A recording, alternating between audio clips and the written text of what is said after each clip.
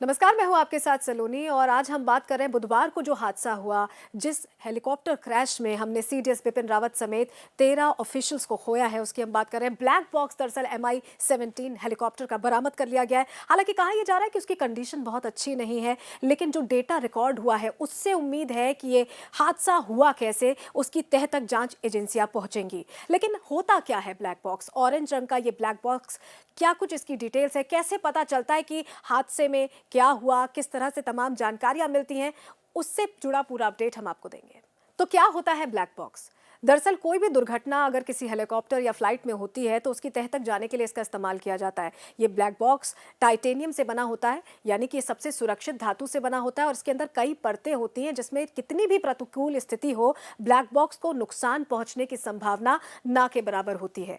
इसे flight data recorder भी कहा जाता है, क्योंकि जो बातचीत हो रही होती है एयर टाइम के दौरान, ट्रैवलिंग के दौरान, उसमें जो बातचीत एयर कंट्रोल से होती है पायलट्स की, वो सारी चीज़ें रिकॉर्ड होती है, इसीलिए फ्लाइट डेटा रिकॉर्डर कहा जाता है। और इसी बातचीत के जरिए समझा जाता है कि आखिर जिस दौरान हादसा हुआ, दुर्घटना हुई, उस दौरान दरअसल हुआ क्या था, क्या बातचीत उन अंतिम क्षणों में हुई थी, और उसी से समझा जाता है कि हादसा हुआ कैसे था। टाइटेनियम से ये बना होता है, ऐसे में इसका ध्वस्त होना या इसका खराब हो जाना, इसकी संभावना ना के बराबर होती है। लेकिन खास बात यह है कि करीब 1 घंटे तक ये ब्लैक बॉक्स 10,000 डिग्री सेंटीग्रेड तक का तापमान सह सकता है, और उसके बाद भी अगले 2 घंटे 260 डिग्री तापमान ये सह सकता है।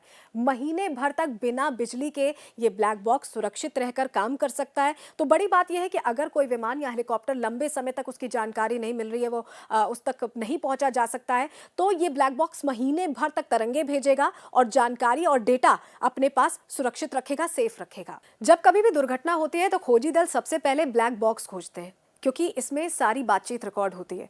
लेकिन इस ब्लैक बॉक्स तक पहुंचा कैसे जाता है, ये भी एक सवाल है। बताया जाता है कि ब्लैक बॉक्स से एक तरह की तरंगे निकलती है, एक बीप साउंड निकलती है, जिसको खोजी दल आसानी से पहचान लेते हैं। समंदर में भी अगर ये ब्लैक बॉक्स चला गया है 20,000 तक की गहराई तक, 20,000 फीट तक की गहराई तक, तो भी इससे तरंगे निकलती रहती हैं, और ये 30 दिनों तक जारी रहता है।